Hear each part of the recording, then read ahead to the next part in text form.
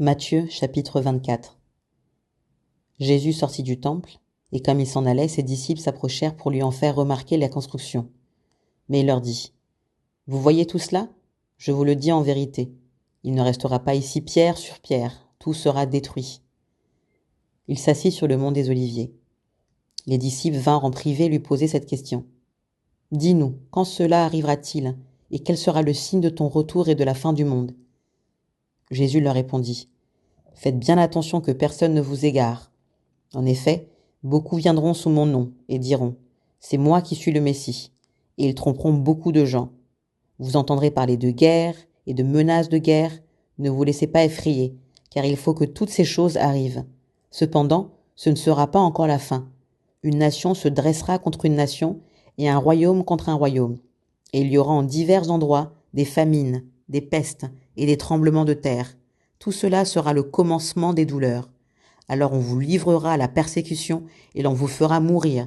Vous serez détestés de toutes les nations à cause de mon nom. Beaucoup trébucheront alors, et ils se trahiront, se détesteront les uns les autres. Beaucoup de prétendus prophètes surgiront, et ils tromperont beaucoup de gens. À cause de la progression du mal, l'amour du plus grand nombre se refroidira, mais celui qui persévérera jusqu'à la fin sera sauvé. Cette bonne nouvelle du royaume sera proclamée dans le monde entier pour servir de témoignage à toutes les nations. Alors viendra la fin. C'est pourquoi lorsque vous verrez l'abominable dévastation dont a parlé le prophète Daniel, établie dans le lieu saint, que celui qui lit fasse attention. Alors que ceux qui seront en Judée s'enfuient dans les montagnes, que celui qui sera sur le toit ne descende pas pour prendre ce qui est dans sa maison, et que celui qui sera dans les champs ne retourne pas en arrière pour prendre son manteau. Malheur aux femmes qui seront enceintes et à celles qui allaiteront durant ces jours-là. Priez pour que votre fuite n'arrive pas en hiver, ni un jour de sabbat, car alors la détresse sera si grande qu'il n'y en a pas eu de pareil depuis le commencement du monde jusqu'à présent, et qu'il n'y en aura jamais plus. Et si ces jours n'étaient pas abrégés, personne ne serait sauvé, mais à cause de ceux qui ont été choisis, ces jours seront abrégés. Si quelqu'un vous dit alors : Le Messie est ici, ou il est là, ne le croyez pas, car de prétendus Messies et de prétendus prophètes surgiront. Ils feront de grands prodiges et des signes miraculeux, au point de tromper, si c'était possible, même ceux qui ont été choisis. Voilà, je vous l'ai annoncé d'avance. Si donc on vous dit : Le voici, il est dans le désert, n'y allez pas. Ou le voilà, il est dans un lieu secret, ne le croyez pas. En effet, tout comme l'éclair part de l'est et apparaît jusqu'à l'ouest, ainsi sera le retour du Fils de l'homme. Là où sera le cadavre, là se rassembleront les vautours. Aussitôt, après ces jours de détresse, le soleil s'obscurcira, la lune ne donnera plus sa lumière, les étoiles tomberont du ciel, et les puissances célestes seront ébranlées. Alors le signe du Fils de l'homme apparaîtra dans le ciel. Tous les peuples de la terre se lamenteront et ils verront le Fils de l'homme venir sur les nuées du ciel, avec beaucoup de puissance et de gloire. Il enverra ses anges avec la trompette retentissante, et ils rassembleront ceux qu'il a choisis des quatre coins du monde, d'une extrémité du ciel à l'autre.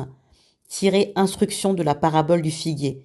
Dès que ses branches devinrent tendres et que les feuilles poussent, vous savez que l'été est proche. De même, quand vous verrez toutes ces choses, sachez que le Fils de l'homme est proche, qu'il est à la porte. Je vous le dis en vérité, cette génération ne passera pas avant que tout cela n'arrive. Le ciel et la terre disparaîtront, mais mes paroles ne disparaîtront pas. Quant au jour et à l'heure, personne ne les connaît, pas même les anges du ciel, ni même le Fils. Mon Père seul les connaît. Ce qui est arrivé à l'époque de Noé arrivera de même au retour du Fils de l'homme. En effet, dans les jours précédant le déluge, les hommes mangeaient et buvaient, se mariaient et mariaient leurs enfants jusqu'au jour où Noé est entré dans l'arche. Ils ne se sont doutés de rien jusqu'à ce que le déluge vienne et les emporte tous. Il en ira de même au retour du Fils de l'homme. Alors, 2 hommes seront dans un champ, l'un sera pris et l'autre laissé. 2 femmes moudront à la meule, l'une sera prise et l'autre laissée. Restez donc vigilants, puisque vous ignorez à quel moment votre Seigneur viendra. Vous le savez bien, si le maître de la maison savait à quelle heure de la nuit le voleur doit venir, il resterait éveillé et ne laisserait pas percer les murs de sa maison. C'est pourquoi vous aussi, tenez-vous prêts, car le Fils de l'homme viendra à l'heure où vous n'y penserez pas. Quel est donc le serviteur fidèle et prudent que son maître a établi responsable des gens de sa maison pour leur donner la nourriture en temps voulu ? Heureux le serviteur que son maître à son arrivée trouvera occupé à son travail. Je vous le dis en vérité, il l'établira responsable de tous ses biens. Mais si c'est un mauvais serviteur qui se dit en lui-même « Mon maître tarde à venir », s'il se met à battre ses compagnons, s'il mange et boit avec les ivrognes, le maître de ce serviteur viendra le jour où il ne s'y attend pas et à l'heure qu'il ne connaît pas. Il le punira sévèrement et lui fera partager le sort des hypocrites. C'est là qu'il y aura des pleurs et des grincements de dents.